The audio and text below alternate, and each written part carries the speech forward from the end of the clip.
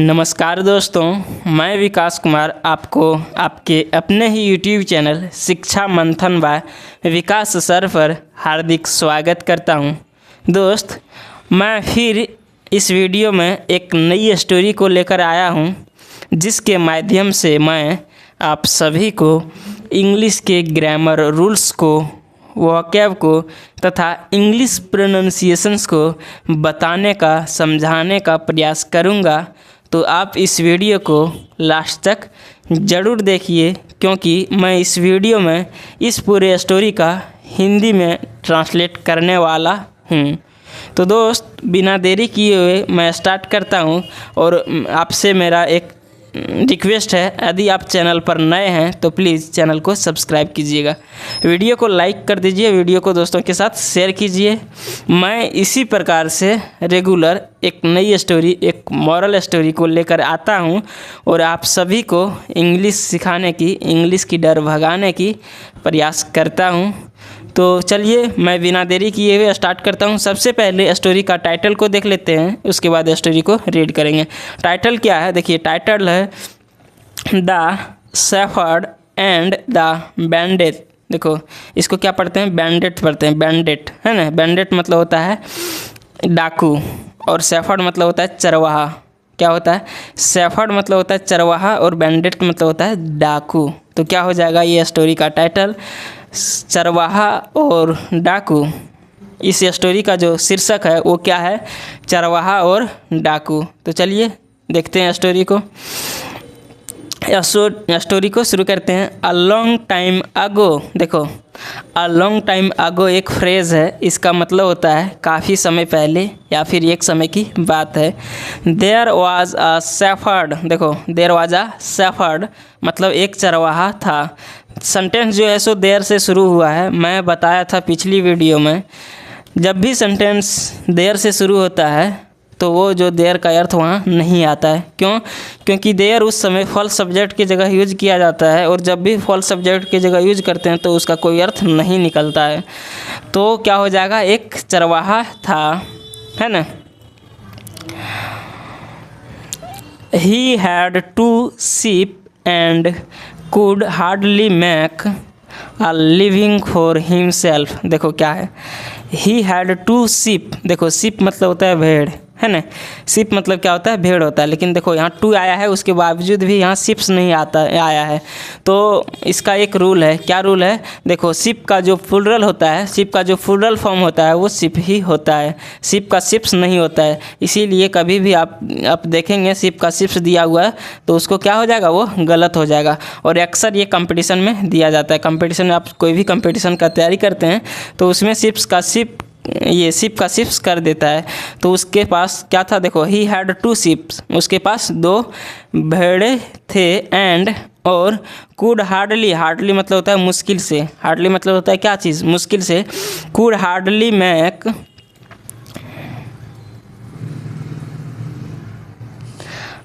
Uh living for himself. और क्या किया वो?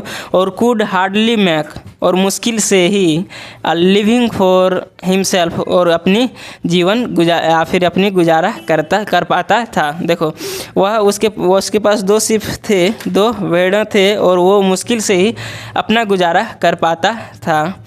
ही had neither clothes to wear nor a pair of shoes. देखो क्या है सो, ही हैड नाइदर, उसके पास ना ही था, क्लॉथ्स कपड़े, टू वियर पहनने के लिए, वियर मतलब होता है पहनना, टू जो आया है वो प्रीपोजिशन आया है, तो उसके पास ना ही कपड़े पहनने के लिए थे, nor a pair of shoes, और ना ही एक भी पेयर ऑफ मतलब एक भी जोड़ा ऑफ शूज मतलब किसका? जूते का ना ही एक भी जोड़ा था। देखो, इसका पूरे सेंटेंस का क्या हिंदी है?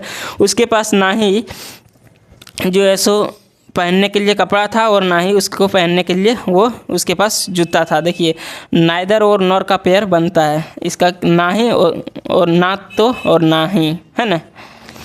नॉर और नाइदर और नॉर का पेयर बनता है, और आइदर और का भी पेयर बनता है। तो देखिए, नेक्स्ट देखते हैं। नाउ मतलब अब, वन डे, अब एक दिन, वन डे मतलब एक दिन, एज जब he was watching his sheep graze. देखो ही वॉज वॉचिंग, ये जो सेंटेंस है ये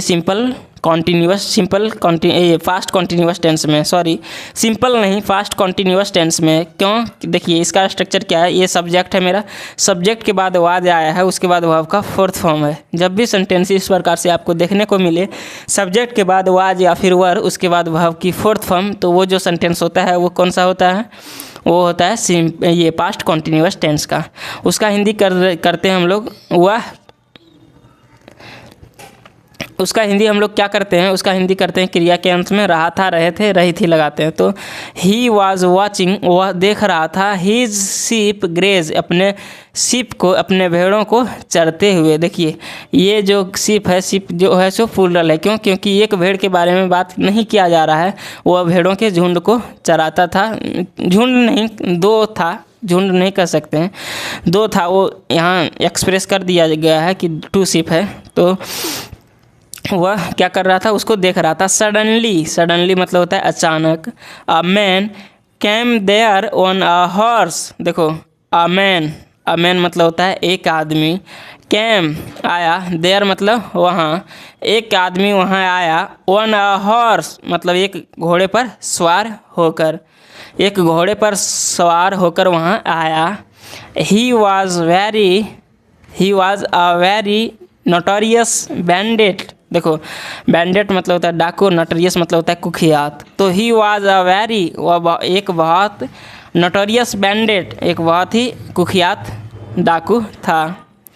he saw the shepherd and got off from his horse. देखो क्या लिखा गया है, ही सॉ, सी मतलब होता है देखना, सॉ जो है सो उसका सेकंड फॉर्म है। तो ही सॉ उसने देखा, क्या देखा? द शेफर्ड, किसको? चरवाहे को, किसको देखा? चरवाहे को, एंड और गॉट ऑफ, देखिए लाइट ऑन कर लेते हैं, ऑफ हो गया।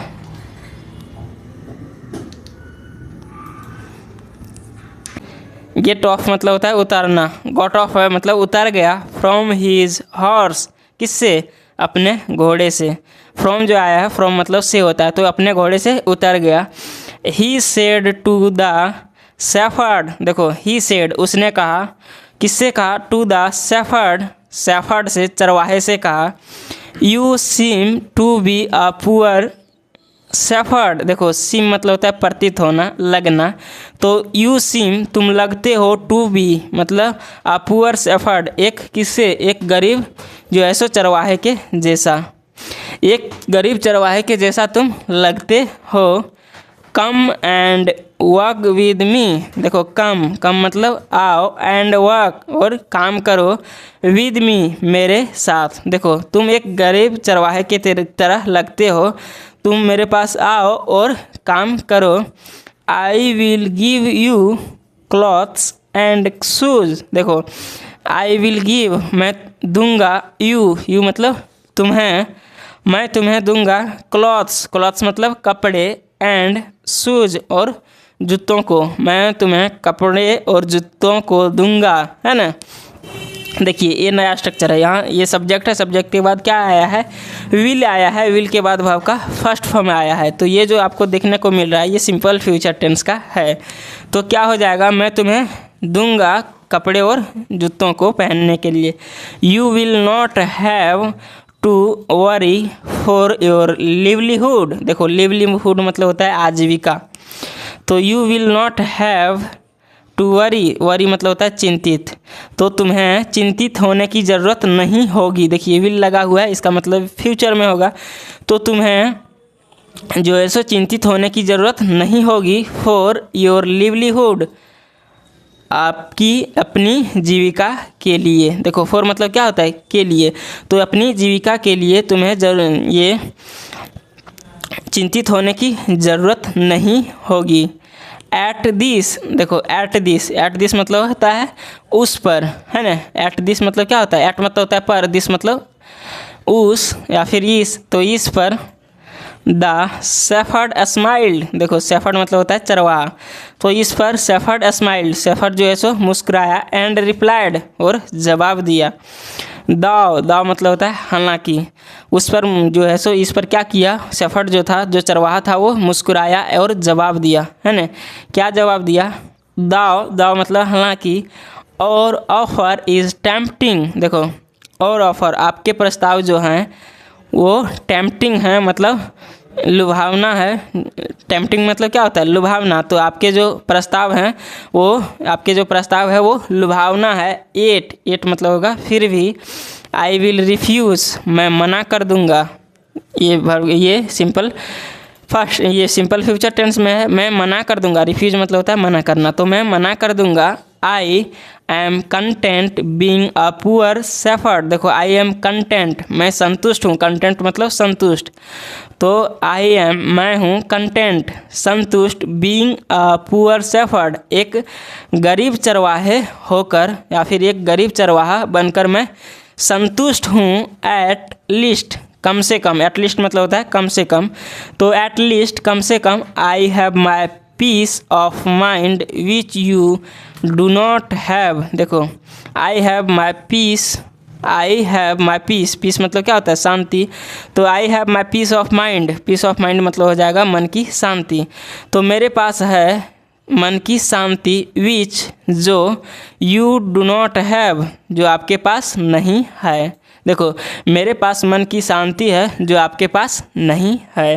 हीयरिंग दिस, देखो हीयर मतलब होता है सुनना, तो हीयरिंग दिस इसे सुनकर, द बैंडिट वाज, जो बैंडेट वाज स्टंड, स्टंड मतलब होता है दंग रह जाना, है ना, तो द बैंडेट जो डाकू था, वाज था, स्टंड मतलब दंग, इसे सुनकर डाकू दंग रह गया। The shepherd's word deeply influenced him, देखो इन्फ्लुएंस मतलब क्या होता है, इन्फ्लुएंस मतलब होता है असर डालना, है ना, और डीपली मतलब होता है गहरा, तो देखिए क्या हो जाएगा, द शेफर्ड्स वर्ड, देखो शेफर्ड्स जो है ये अपस्ट्रॉफ एस यहाँ आया है, इसका मतलब क्या होता है, अपस्ट्रॉफ एस जब भी आता है वर्ड में, नाउन में, तो उसका मतलब होता है उस, जैसे शेफर्ड है उसमें अपस्ट्रॉफ है, तो इसका मतलब हो जाएगा चरवाहा का, या फिर चरवाहे के, या फिर चरवाही की।